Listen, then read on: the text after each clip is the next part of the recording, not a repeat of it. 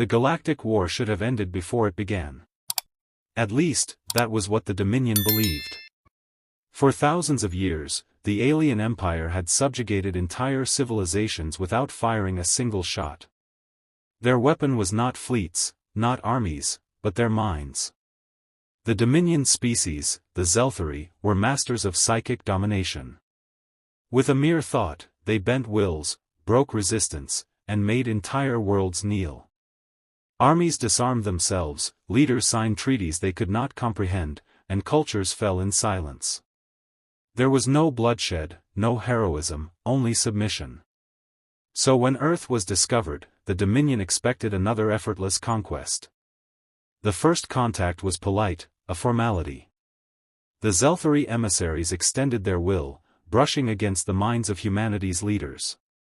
They waited for the usual blank stares, the compliance, the slackening of resistance. But instead, they were met with confusion. The humans blinked, frowned, and continued speaking as if nothing had happened. The Dominion tried again. Harder. Waves of psychic force pulsed across the human delegation. Generals, scientists, even translators, all should have collapsed under the weight of alien dominance. But nothing happened. The humans smiled politely. One of them, General Catherine Hayes, even chuckled. "Is this some kind of game you're playing?" she asked. For the first time in their history, the Zelthari felt fear. The Dominion responded with escalation. Fleets were dispatched, entire psychic strike forces prepared. On other worlds, this was the stage where resistance crumbled before a single battle began. Yet when their armadas arrived in orbit of Earth, something strange occurred. Humanity fought back, uncontrolled, unbroken, and frighteningly coordinated. The Zelthari could not comprehend it. The humans were not stronger, nor more advanced. Their ships were smaller, their weapons crude compared to Dominion plasma. Yet without psychic suppression, the battle was chaos. For the first time, the Dominion faced soldiers who fought with unyielding conviction, who did not falter when told to surrender, who did not abandon hope.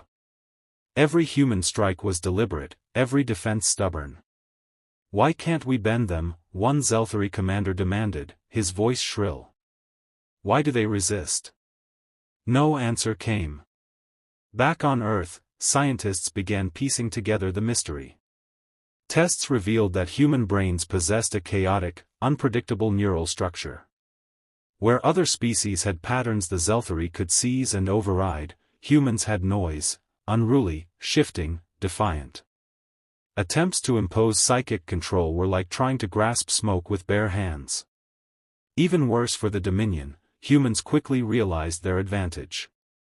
Captured alien technology was reverse-engineered. Human fleets expanded, bolstered by sheer determination and ingenuity. Worlds enslaved by the Dominion whispered of hope for the first time.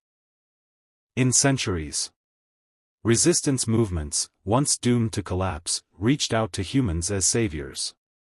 In underground bunkers across 100 star systems, one phrase became legend. "Send for the humans."